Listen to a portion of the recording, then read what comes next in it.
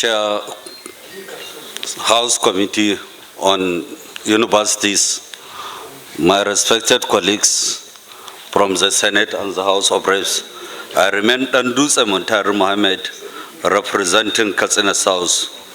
By the leave of the Senate President, I am the Chairman Senate Committee on Tertiary Institutions and Tetfund. Thank you. Thank you.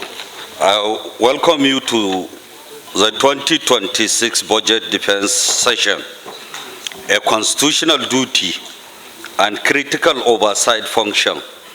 This engagement allows us to assess performance, confront challenges, and ensure allocation yield tangibly improvement in infrastructure, research, teaching, and institutional capacity. This year, we meet again the backdrop of the non-release of a significant portion of the 2025 capital budget, now roll over into 2026. The committee is deeply concerned. Stalled project, abandoned lectures, theaters, incomplete hostels, and delayed digital transformation persist. While we understand fiscal constraint, we must collectively review the status of 2025 allocation, affected project, liability incurred, and clear implementation plan for rollover. Rollovers must not compound inefficiency. We demand realistic timeline, transparent prioritization, and credible cash flow planning. Equally critical is the internally generated revenue performance. Universities must strengthen lawful alternative revenue stream, consultancy, research, commercialization, endowment, alumni partnership without compromising access or equity. We require details 2025 IGR data, growth trend, accountability mechanism, and efficiency strategy. Let me stress, IGR complement but does not replace government primary responsibility to fund public education adequately. For 2026 budget must reflect realistic capital planning, clear benchmark, robust monetary and fiscal discipline. The National Assembly support reform that advance university autonomy, accountability, research excellence, and infrastructure renewal. Will rigorously perform our oversight duty. This exercise is collaborative, not adversarial. Our shared goal is a strong university system driving national development. I urge all institutions to present factual, transparent submission. We will engage constructively to recommend measures that improve budget performance in 2026. On this note, I declare the 2026 budget defense session with the NUC and the Federal University open. And I want to use this opportunity also. The Executive Secretary is very important for this country to move these universities forward. Because if you look at most of the universities in the world, they are the key to innovations and inventions. And we are grateful with the help of the co-chair and I, we ensure that you are removed from the IPPR. And also there is increment in your allowances, which was recently pursued by this government. So it's a very important development in the educational sector. And we urge the universities will work together with the leadership of the National Assembly to enhance developmental means for the development of this country, because we have no other countries than Nigeria, and education is the key to success of any country in the world. So we are here, we are ready, and we are willing to cooperate with you and ensure that we have a sustainable development of this country for the yet unborn generation of this country. Thank you, and God bless Federal Republic of Nigeria. The co-chair. Chairman, they are defaulting our rules. We are here to face the critical challenges of this country, and we hope to work with you. Yes.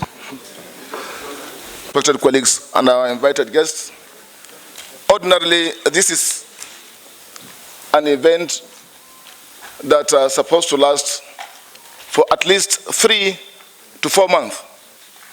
However, due to time constraints and the issues that you are very well aware of, we are cutting this interface short and then reducing the time that we'll be spending in this budgetary engagements. For 2 years now, budget 2024 was not 100% implemented. Budget 2025 is nil, zero implementation. So if we sit down here to consider capital component of 2025, we are not considering anything. Therefore, attention will be now shifted to the IGR. And IGR, looking at the budget of all the universities as far as IGR is concerned, it will take us a lot of time. And therefore, that one also, we are going to shave it, and then we'll take the documents, then we invite universities one by one whenever we find that there are issues that to be discussed. I want to emphasize, Mr. Chairman, on 2 fundamental issues. Compliance with Section 14, subsection 3 of the Constitution under the fundamental objectives and directive principles of state policy. The issue of your employment, you've not been compliant. It's a constitutional issue. I've said this severally during our site engagements, that virtually all the institutions are in violation of Section 14 of the Constitution. It is not there just for the sake of it. It is there for compliance. And it is because of that section that the National Assembly created the Federal Character Commission. The Federal Character Commission clearly gave equity shares to all the states of the Federation. 2.7% for all equity share for all the states, and 1% for FCT for implementation. When you employ, virtually all the universities have been converted to local universities in terms of your nominal role. You look at the nominal role, it's dominated by the immediate community. It's dominated by the immediate community. And you are supposed to share these positions to all the states in line with the extant provision of the Federal Character Act and provisions of the Constitution. The other issue, I also repeat, possible so that it doesn't cause problem for some universities, because when some universities implement and some universities do not implement, it becomes a problem within the system. You can have local issues. So that should be looked at in the personnel. And bearing in mind also, within the year, because I'm part of the FGN negotiation team with the university-based unions and even other unions in polytechnics and colleges of education. Because within the year, we also hope to have agreements with SANU, NASU, and NAT. So all this should be factored in the in the 2026 budget, so that we don't have issues in implementing the agreements once they are signed. We don't know what amounts will be. For ASU, it's very clear now that the agreement is signed, but then if we can have an estimate and then put some consolidated amount, that would be nice. There may still be outstanding capital payments across the universities for 2024. Some have uploaded, work has been carried out, but still payment has not been made. Now, the issue of IGR for the universities, my discussion with a lot of the universities, yes, they collect some form of payments, some fees for student ID card in terms of the registration fees, exam fees, computer fees, hostels fees, and hostel maintenance. But the point is, these are services. These are fees specified for service. But of course, like you said, it can be budgeted. We will know that, okay, we have 1,000 students or 20,000 students. This is what we expect from the registration fees of 80,000 or 50,000. And from there, we want to spend this amount for hostel maintenance. That can be worked out easily. But we want distinguished the senators and honorable members to understand that these are monies that are tied to specific services, which must be done. If you take money for students for ID card, you have to issue the ID card. You take money for exam, they have to buy the exam scripts and they have to have the exam. So this is what I want to point out. And we are happy. We thank the federal government. We thank the National Assembly for exiting the Nigeria university system and the other tertiary institutions from the IPPIS. However, we still have one university, the Nigeria Army University BU. Are you here? Yes. They are still under IPPIS. So we will seek your intervention also that they should also be exited from IPPIs. They shouldn't be in IPPIs. They are university like, even though they are specialized university, but they should not be on IPPIs. And one other thing we need to point out is some of our universities have a lot of security challenges.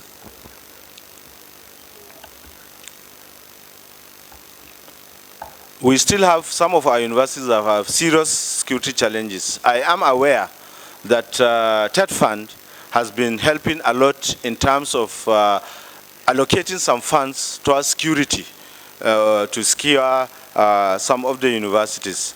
But still that is not enough because Tetfund, you know, is an intervention agency, but it has become like the main funder. So as much as possible, if universities, some specific universities that we know have security challenges, can also have some funding towards fencing of the university, even not the whole university, but critical areas like hostels and some academic areas. So that will also be nice. Generally, for 2026, we are told not to make any appropriation proposal because it's the 2025, 70% of 2025 capital that will be processed as 2026 capital.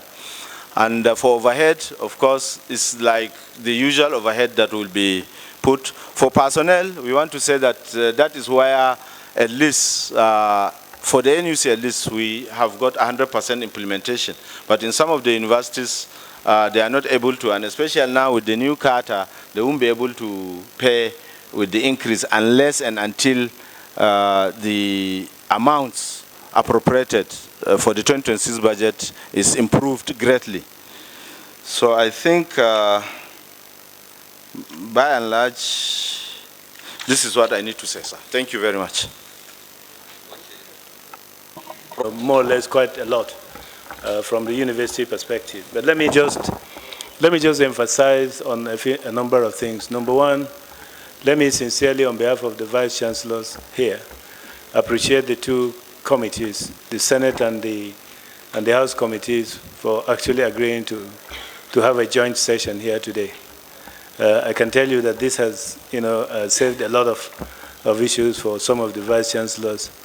And like the ES said, we hope that going forward that this will continue to, to be the case. Let me also appreciate the National Assembly generally for the commitment they have demonstrated thus far, and also the pledge to continue to demonstrate that commitment towards ensuring that we have vibrant institutions that will lead the development of this country.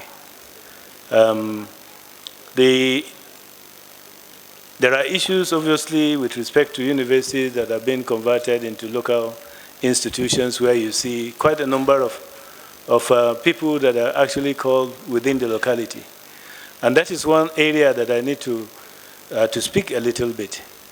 Over the years, I mean, when we were, I'm sure, distinguished Senator, Honorable Chairman, during the time in university, we used to have a lot of professors, a lot of lecturers from outside of the country.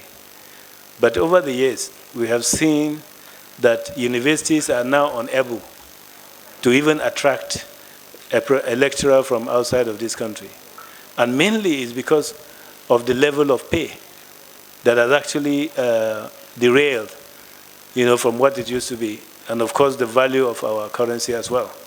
So I think that is one of the reasons why you are seeing these things happen. And of course, you also find that most professors or most lecturers, will prefer to actually be within their locality in order to find, maybe some of them are actually farming in order to complement their living. And that's really one of the reasons why you see these things happen. If you advertise for positions, for instance, sometimes you see the completely outside, of people that we applying are within, the zone or so. So those are issues that we probably need to look at. Secondly, on the issue of IGR, the ES of NUC has actually indicated that the universities wish, and we wish, just like you said, that the federal government is able to really capture the budget that is required by the university and provide same for the smooth running of the universities. These student charges that are being collected, the concept only came as a result of the fact that the overhead that the federal government released is not actually adequate enough in order to run some things. Let me give you an example. As far as overhead is concerned, I will take my university as an example. We get an overhead of about 20 million, for instance. And this is expected that we pay our electricity bill, we pay our cleaning services, we pay our security, external security, we replace bulbs, we replace chairs, and so on and so forth within that. But surprise, surprise, when the banding of electricity came up, the University of Jos monthly electricity bill is over 80 million. So we have 20 million, and this is across universities. So we have 20 million, and we have to pay 80 million. And this is an area where sometimes the collections, what we collect. Way and manners, some of the governing councils are handling most of the universities, polytechnics, and federal colleges of education, which is very unfortunate, very sad. There is an act governing that institutions.